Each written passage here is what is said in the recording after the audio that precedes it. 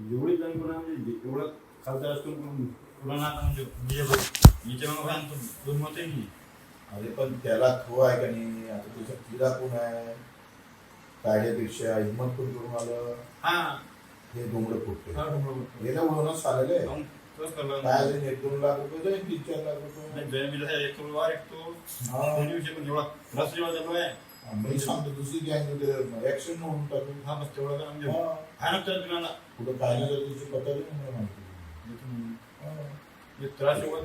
भयंकर मॅट त्याची हिंमत म्हणजे तू आपल्याकडे 200 रुपये बोलत अवश्य घेऊ मॅच तर एक ट्रॅक्टर दिला तसा आता साईड करता पुन्हा आता मी वगैरे बघून दिलं बस ऍक्शन मध्ये घेऊ ना. आपण स्वागत करतो. कालपासून आपल्या जिल्ह्यामध्ये मोठी खळबळ उडाली वार्ताच्या माध्यमातून त्यानंतर आपले जिल्हा पोलीस अधीक्षकांच्या पत्रकार परिषदेनंतर आणि प्रवीण ताडे यांच्या वक्तव्यानंतर आपल्या जिल्ह्यामध्ये सुरू झालेली आहे.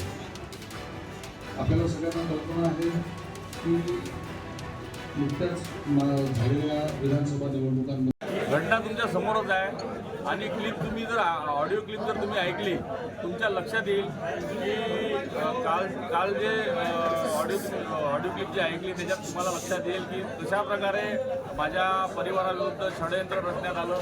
भविष्यात कार्यकर्त्यांविरुद्ध सुद्धा षडयंत्र रचण्याचा डाव असू शकतो आणि जर ही क्लिप बाहेर आली नसती तर कदाचित माझ्या परिवारातील एका सदस्याचा जीव गेला असता आणि मी अतिशय हतबल या गोष्टीमुळे झालेला आहे. आणि जे स्वतःला गाडगे बाबा समजतात, स्वतःला समाजसेवक समजतात, त्यांचा सुद्धा दुसरा चेहरा हा जनतेच्या समोर आलेला आहे की हा व्यक्ती राजकारणासाठी कोणत्याही स्तराला जाऊ शकतो. गेले 20 वर्ष जनतेने त्यांना दिलेले असताना त्यांचं समाधान झालं नाही का? त्यांना जनतेने 80,000 मतदात्यांनी त्यांना नाकारलं. त्याच्यात माझा गुन्हा आहे का? माझ्या परिवाराचा गुन्हा आहे का?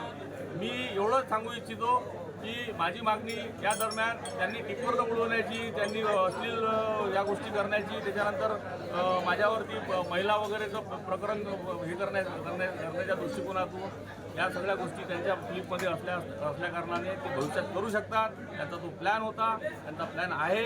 त्याच्यामुळं मी मागणी करतो की त्यांनी टिप्परचा उल्लेख केला तर अशा टिप्परने त्यांनी कोणाकोणाला उडवलं किंवा अशा प्रकारचे जीव त्यांनी घेतले आहेत का? प्रशासनाच्या किंवा शासनाच्या सत्तेत असताना त्यांनी दबावात येऊन दबाव टाकून अशा सर्व प्रकाराची चौकशी करण्यात यावी आणि मला जनतेसमोर हे सत्तेसमोर आलं पाहिजे याकरिता मी मागणी करणार.